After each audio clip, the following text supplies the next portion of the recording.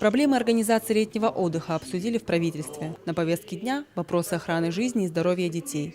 Со своими докладами выступили представители санаторно-оздоровительных учреждений. По их словам, лагеря готовы к сезону на 80%.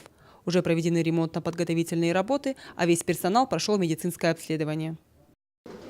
Начало летней оздоровительной кампании 2014 года и межведомственная комиссия по плану ежегодно в канун кампании летней оздоровительной собирается. Здесь собираются люди, которые сегодня ответственны за создание всех необходимых благоприятных условий для нашей молодежи, для наших детей. Здесь организации, которые обеспечивают и безопасность, организации, которые отвечают за качественное питание, за досуг детей, которые будут оздоравливаться в рамках летней кампании, получены водные, и, естественно, каждый год со всей ответственностью каждый ответственный представитель того или иного ведомства, представители районных администраций подходит к этому вопросу, чтобы обеспечить качественное, в плане и количественном плане, оздоровление наших детей.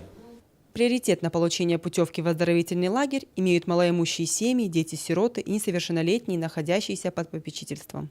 Те семьи, чей доход превышает прожиточный минимум, также имеют возможность льготно отдохнуть за счет бюджета республики, внеся небольшую плату за своего ребенка. Ангела Кубалова, Евгений Маркин, Осетия ТВ.